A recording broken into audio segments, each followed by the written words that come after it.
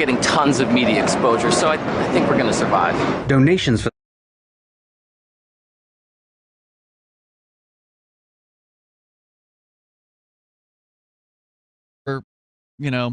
your Constitution, supposedly. They all swore an oath to it, ostensibly. If you're a police agent, you swore an oath to uphold the Constitution. That means you're supposed to put that first and foremost. But we all know that's BS.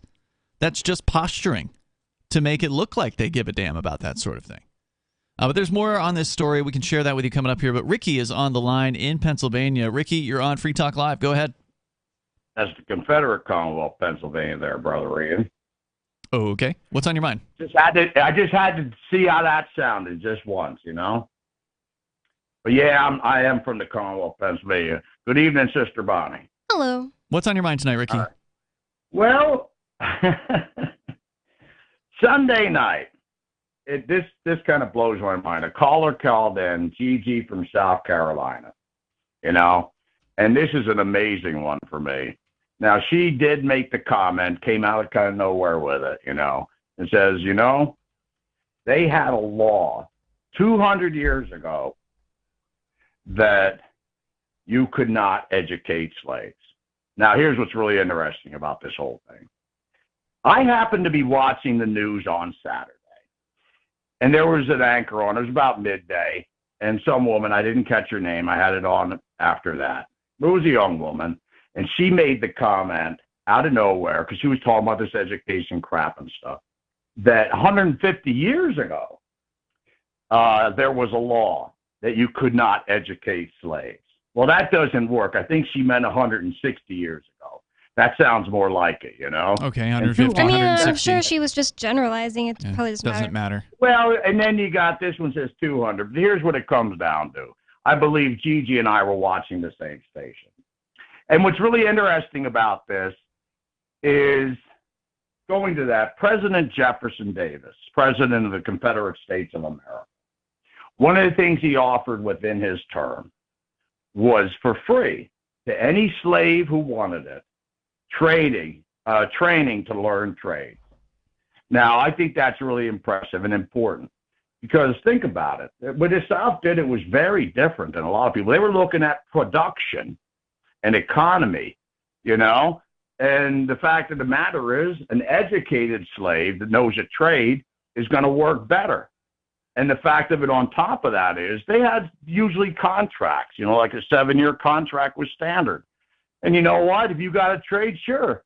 If you want to leave after your contract, you can go have a different master or something like that. Okay, hold on. Are you talking about involuntary servitude as in slavery, or are you talking about people who are, what was the term for the people who are like locked in for, a certain number of years? And they did it voluntarily. Yeah, and they did it voluntarily. Yeah, I don't remember the word. Yeah, but we're indentured servitude. Indentured servitude. Thank you, Bonnie. Indentured servitude. What are you talking about here? Because those are two different things. We're not talking about life slavery, if that's what you mean. Okay. Like you sign it for life. That's what I think you're talking about. Well, you don't sign. You don't sign up for life. You don't. If you're a slave, you didn't sign into it. You're forced into it. Well, you agree. Well, not everybody, Maybe there were some slaves that agreed to become slaves for some reason, like, if you're going to... A lot of people did, because that was the only thing you could do. There's very few choices for work. You could either be a slave, you could join, the military, there's no money in that, or you could go into the government. Good luck with that.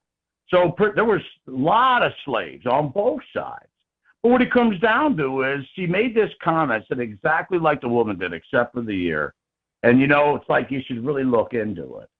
And you know what? Even if there would have been a law in the North, which I never heard of, that wouldn't mean a damn thing when it came to Confederacy. I mean, educating a slave makes perfect sense. Because well, no, it doesn't make sense from the perspective of a slave master who wants to keep their slaves ignorant. You're just saying you want them to be educated, and I don't know why we're talking about this. Is a 150-year-old issue, but you're just saying you think that they should be educated on a skill, not that they should learn how to read or write. Well, that read or write wasn't offered, but I think they could have. I mean, that maybe would have been offered later. There wasn't time. Well, I don't know why you're talking about this, Ricky. And he's just like guessing. He it's doesn't 150 years ago, and yeah, you're completely speculating here.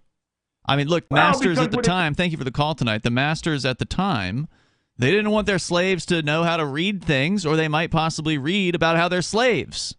They might begin to understand those things in a much more fast demeanor than they otherwise might. And some people choosing to become a slave because it was the best option is ridiculous. Really sad if it is true and doesn't make it okay. Yeah, I don't know if that Well, happened, he agreed to become my slave.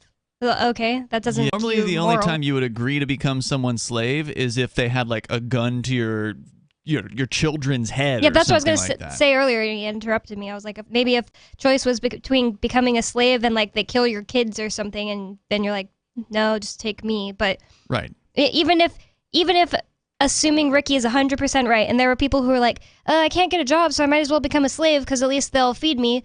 I just don't think that makes it legal. I mean, not legal. I meant to say moral. Well, yeah, it would have been legal. I meant to say moral. Yeah, there's plenty of things that are legal that are immoral, like the Those NSA things. and the things we are talking about from today. Let's go to your calls. Caller, you're on Free Talk Live. What is your name? This is Jack from Ocean